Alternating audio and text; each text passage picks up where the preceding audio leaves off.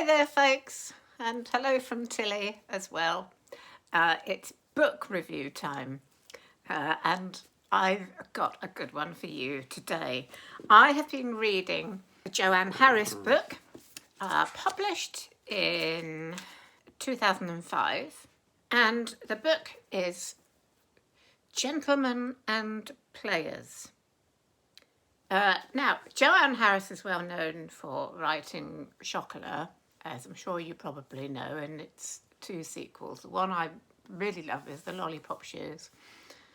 What I love about Joanne Harris is that she is able to turn her writing hand, to different genres, different types of book, different styles. She really is amazing, and this one again is very different to books of hers that I've read before. And I tell you what, I really loved it. It's very, very clever, but it's one of those books that it's quite difficult to talk about without giving lots of things away. So this might be a fairly brief book review, but I will do my best. She's back again. Hello. Do you like the shining light, eh? I think she fancies herself in the studio light. Let's settle down a bit. There we go. There's a good girl. There we go. So first of all, it's set in a school. This is a very traditional boys' grammar school. Very, very old school. It's one of those schools for basically the very wealthy. There are two main characters, and the story is told in first-person narration from both of these two characters. And the first character, Roy Straightley, is one of the teachers, one of the masters in the school, and he teaches classics, he teaches Latin. He's very, very traditionalist. He hates computers, he never reads his emails, he's a bit of an old curmudgeon, but he's actually quite likeable. He's actually at heart very, very kind. He actually cares about people. And I really warmed to this character as the book went on.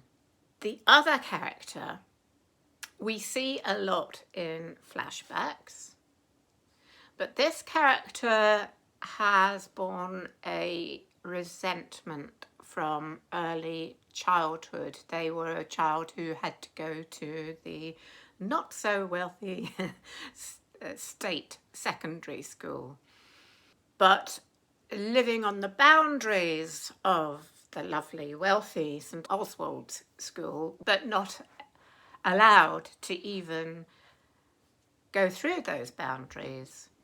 There was a resentment that built up. We're not going to say too much more about that, but more things happen.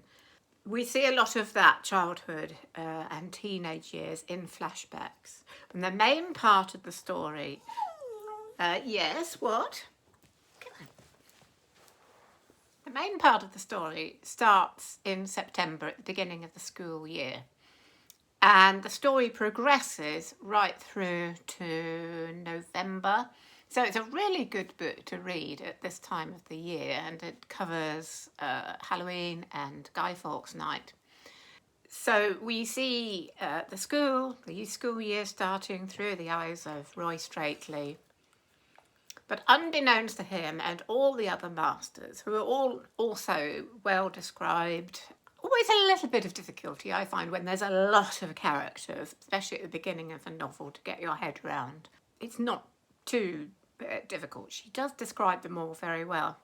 But what they don't know is there is somebody who is about to wreak revenge on the school and attempt to take it down from within. That's about as much as I can say. This is a book with lots of twists and turns. About 2/3 of the way in, it really does take a very sinister turn. And from then on, it gets really difficult to put down. I found the last few chapters in particular, like, oh gosh, I want to keep reading this. Such a good story, so cleverly structured. I don't think I could write a book this well structured, this well cleverly formulated and worked out. It's really extraordinary. So I just can't say any more than that, because I don't want to do anything that will give away anything or do any spoilers. So suffice to say, Gentlemen and Players is a really good book. A really good book to read at this time of the year, as well as being set in autumn and this time of the year. It also has it's not a supernatural vibe, but it's a sinister vibe that you might quite like to read around Halloween. Joanne Harris, Gentlemen and Players. If you've ever read any Joanne Harris books and you'd like to read more, I really highly recommend this one. My next book review I am hoping to get out again by Halloween, because this is what I am reading for my Halloween read, and it's a Stephen King and it's a revival. That's going to be interesting and possibly keep me awake at night. So as I say, hopefully I should be able to get finish that and get a review out for you by Halloween. Maybe even fit in another Halloween-y type book before the end of the season, who knows. Anyway, I'm looking forward to reviewing that. If you want to see any of my other book reviews, I'll bring one up here for you. And I think next video will probably be another A to Z. I think it's about time for another one of those, isn't it? So I look forward to seeing you again.